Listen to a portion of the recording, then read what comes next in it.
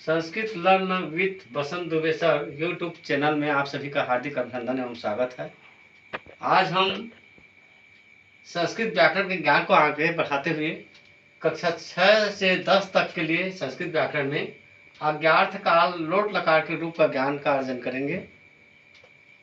सबसे पहले हम देखेंगे कि लोट लकार को अज्ञार्थ काल कहा जाता है। इसका मतलब होता है कि जब हमें किसी को आज्ञा देना होता है उस समय इसका उपयोग होता है। अज्ञार्थ काल का रूप होता है तू ताम अंतु अ तम त आनी आव आम। इसको 2-3 बार लूंगा मैं ताकि आप सभी का याद हो जाए। फिर से पढ़ेंगे तू ताम अंतु अ तम त आनी आव आम। फिर से पढ़ेंगे तू ताम अंतु अ तम त आनी आव आम। तू ताम अंतु अ तम त आनी आव आम। अब मैं उंगली रखूंगा, आप सबको बोलना है। 1 सेकंड समय दूंगा। प्रथम पुरुष में एक वचन बोलने से तू बोलना, प्रथम पुरुष द्विवचन बोलने से ताम बोलना, प्रथम पुरुष बहुवचन बोलने से अंतु बोलना है। प्रथम पुरुष एक वचन, द्विवचन,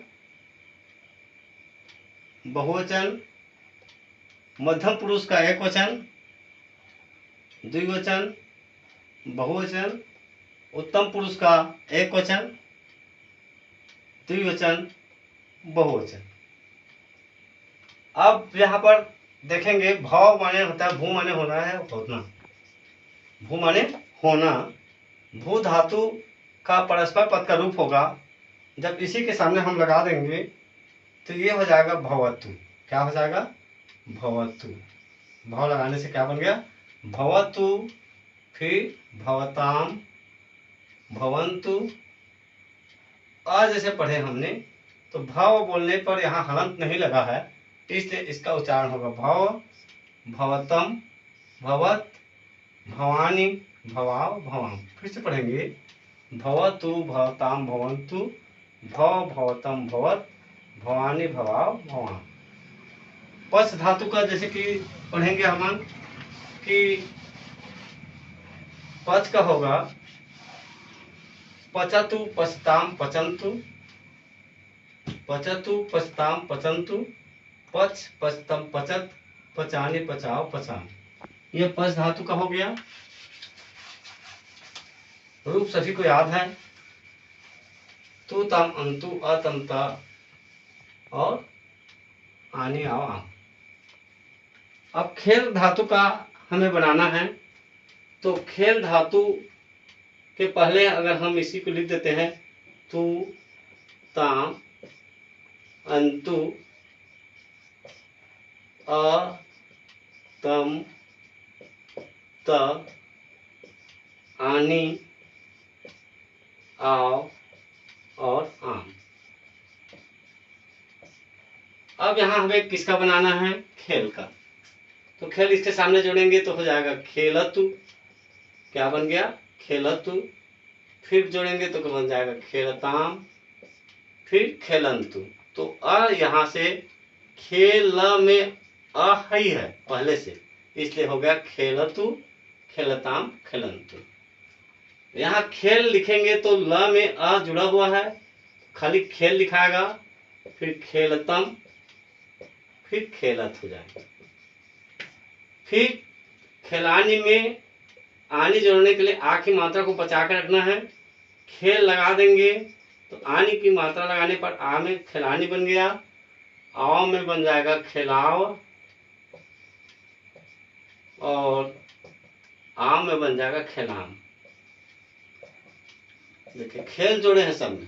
फिर से पढ़ेंगे खेलतु, खेलताम, खेलंतु, खेल, खेलतम, खेलत, खिलानी, खिलाओ, खिलाम।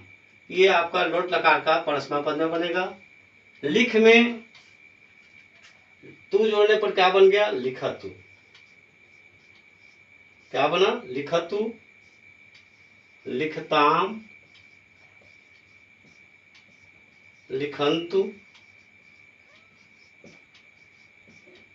फिर आ है तो खाली लिख लिख देंगे, लिख, लिखतम, लिखत, फिर लिखानी, लिखाव और लिखाम। लिख का भी याद हो गया होगा। देखते हैं, लिखतु, लिखताम, लिखंतु, लिख, लिखतम, लिखत, लिखाने, लिखाव, लिखाम। यहाँ पर म के नीचे हलंत, यहाँ पर भी म के नीचे हलंत होना जरूरी है। ये आगे का दो चीज जो बताने जा रहे हैं इम्पॉर्टेंट है, ध्यान में रखेंगे। ये परीक्षा में आता है। स्था का तिष्ठ बन जाता है। स्था का क्या बनेगा? तिष्ठ। फिर ये हो जाएगा तिष्ठतु। क्या बन जाएगा? तिष्ठतु,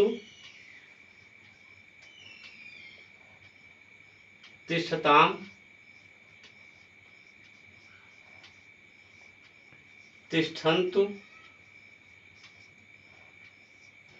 फिर तिष्ठ हो जाएगा, फिर तिष्ठतम, तिष्ठत, फिर तिष्ठानि, तिष्ठाव और तिष्ठाम बनेगा। ये बहुत एमपी है। स्था शब्द दिया होगा तो हमें स्था तो नहीं बनता, इसको ध्यान में रखना है। तिष्ठतु बनता है। कुछ पुस्तकों में इसे तिष्ठतु के साथ साथ तिष्ठतात ऐसा शब्द भी दिया हुआ है, इसलिए हमें तिष्ठतात मध्यम पुरुष का एक वचन और प्रथम पुरुष का एक वचन में लगा सकते हैं। मतलब तिष्ठतु भी है सही और तिष्ठतात भी सही है प्रथम पुरुष का एक वचन में। अब मध्यम पुरुष के एक वचन में भी तिष्ठ सही है और तिष्ठतात भी सही होगा। ये बहुत एमपी था और इसके अतिरिक्त ये भी मोस्ट एमपी है। आपका यहाँ पर दृश्य धातु का दिश्यतु नहीं होता, दिशतु नहीं होता, ये पश्य में बदल जाता है। किसमें बदल जाता है? देखिए, स्था तिष्ठ में बदला, वैसे दृश्य धातु का पश्य में बदल जाता है। ये भी बहुत ही एमपी है, मोस्ट एमपी है। इसको ध्यान देंगे। सबसे पहले बनेगा पश्यतु। क्या बनेगा? पश्यतु, पश्यताम, पश्यन्तु। फिर होगा मध्यम पुरुष में पश्य, पश्यतम और पश्यत, पश्यानि, पश्याव, पश्याम। फिर से देखेंगे इसको कि दृश्य का दिष्ठतु नहीं होता, पश्यतु बनता है। तो पश्यतु, पश्यताम, पश्यन्तु, पश्य, पश्यतम, पश्यत और पश्यानि, पश्याव, पश्याम, ऐसा इसका रूप बनता है। गम धातु का होता है गच्छ। गम का क्या होता है? गच्छ। इसका मतलब होता है जाना। इसका रूप हो जाएगा गच्छतु, गच्छताम, गच्छन्तु,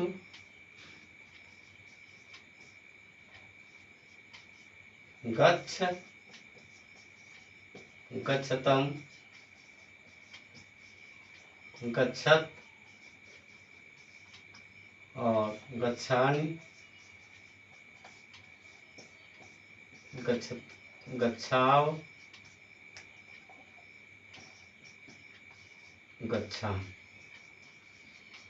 ये नीचे का जो हमने देखा तू तम अंतु अतंता आनी आवाम, इसके अनुसार खेलतु, खेलताम, खेलंतु, खेल, खेलतम, खेलत, खिलानी, खिलाओ, खिलाम। लिख का लिखतु, लिखताम, लिखंतु, लिख, लिखतम, लिखत, लिखानी, लिखाओ, लिखाम। स्था का तिष्ठ बना जो मोस्ट एमपी था। तिष्ठतु, तिष्ठताम, तिष्ठन्तु, तिष्ठ, तिष्ठतम, तिष्ठत, तिष्ठानि, तिष्ठाव, तिष्ठाम। और दृश्य का पश्य बनता है पश्यतु, पश्यताम, पश्यन्तु, पश्य, पश्यतम, पश्यत, पश्यानि, पश्याव, पश्याम। ये आपका मोस्ट एमपी है। इसके साथ ही एक गम गच्छ का भी एमपी है, इसे भी हमें ध्यान में रखना है। इसे कैसे उपयोग करते हैं ये थोड़ा बताने जा रहे हैं। जैसे हमने देखा कि जिस प्रकार से वर्तमान काल में ती तहंती का प्रयोग स के साथ हुआ या सा के साथ हुआ, वैसे ही इसमें तू तामंतु का सह या साह के साथ प्रयोग होगा। प्रथम पुरुष में सह पुल्लिंग में प्रयोग होता है और सा स्त्रीलिंग में प्रयोग होता है। प्रयोग कैसे करेंगे? सह का पुल्लिंग में सह तो ते होता है और स्त्रीलिंग में सा ते ता होता है। प्रयोग कैसे होगा एक बार जानेंगे। जैसे कि हमें बोलना है कि वह पढ़े, तो सह पठतु ऐसा बोल सकते हैं। वह पढ़े तो हम बता सकते हैं उसका सह पठतु, पठ धातु को लिए एक के लिए। इसी को स्त्रीलिंग में करेंगे, वह पढ़े लड़कियों के लिए होगा तो सा पठतु हो जाएगा। फिर वे दोनों पढ़े तो हमारे पास हो जाएगा तो पठताम, और वे दोनों पढ़े स्त्रीलिंग कहेंगे तो ताप पठताम ऐसा होगा। वे सब पढ़े तो पुल्लिंग में होगा ते पठन्तु और स्त्रीलिंग में होगा ताह पठन्तु। यह आपका इसका प्रयोग का विधि है। ये हमने देखा अन्य पुरुष या प्रथम पुरुष में। अब हम देखेंगे मध्यम पुरुष में। मध्यम पुरुष में उपयोग होता है त्वम युवाम युवम के साथ। त्वम युवाम या यूयम के साथ। ये स्त्रीलिंग में और पुल्लिंग में समान रूप से प्रयोग करते हैं। तुम माने तुम पढ़ो, तो यहाँ पर हो जाएगा तुम पढ़ो, चाहे लड़कियों को कहें या लड़कों के लिए, तो यहाँ पर होगा तुम पठ। तुम जाओ बोले तो क्या हो गया? तुम गच्छ। बस तुम गच्छ माने तुम जाओ, आदेश के लिए होता है, आज्ञार्थ का। तुम दोनों पढ़ो, तुम दोनों पढ़ो, तो हमारे पास दो के लिए आता है युवाम। युवाम पठताम, क्या हो जाएगा? युवाम पठताम, या तुम दोनों जाओ तो युवाम गच्छता। फिर होगा तुम सब पढ़ो, तो हमारे पास तुम सब के लिए प्रयोग है यूयम पठत, या तुम सब जाओ तो यूयम गच्छत। ये मध्यम पुरुष में प्रयोग हो गया। अब हम देखेंगे उत्तम पुरुष में प्रयोग। उत्तम पुरुष में हमारे पास शब्द है अहम, आवाम या वयम। अहम, आवाम और वयम।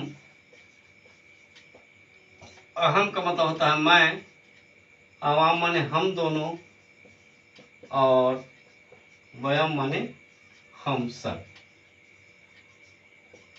यह भी स्त्रीलिंग में और पुल्लिंग में समान रूप से प्रयोग होते हैं। समान रूप से क्या होते हैं? प्रयोग होते हैं। हम सभी जानते हैं कि आज्ञार्थ का प्रयोग जो होता है आज्ञा के लिए होता है। हम अपने आप को खुद को आज्ञा दे सकते हैं, मैं पढ़ूं। तो मैं पढ़ूं कहने के लिए हम लिख सकते हैं अहम पठानी, और मैं जाऊं के लिए हो जाएगा अहम गच्छामि। फिर हम दोनों पढ़ें अपने आप में आज्ञा दे सकते हैं। तो आवाम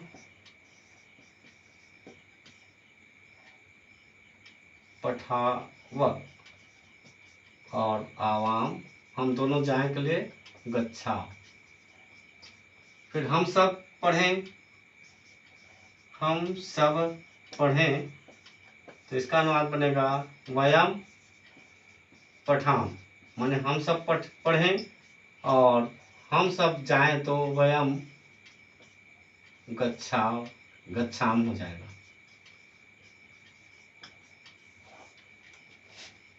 इस प्रकार से हम देखें कि लोट लकार का प्रयोग आज्ञा के लिए किया जाता है और आज्ञार्थ काल में अगर हमें याद है तू तामंतु अतमता आनी आवाम, तो हम गम गच्छ खेल पच लिख स्था या पश्च धातु का प्रयोग आसानी से बना सकते हैं। यह सभी बहुत ही एमपी है, हमें इसका रूप को ध्यान में रखना होगा। क्या होता है? तू ताम अंतु अतमता आनी आम। इस प्रकार से इसको याद करना है और हमें लिख कर भी बता सकते हैं आप लोग, कोई भी धातु अलग से लेकर के। ठीक है, धन्यवाद। ये आज 15 अगस्त के हार्दिक शुभकामनाएं आप सभी को स्वतंत्रता दिवस के देना चाहूँगा और इन्हें सबको आपको कापी में उतारना है। ठीक है, धन्यवाद।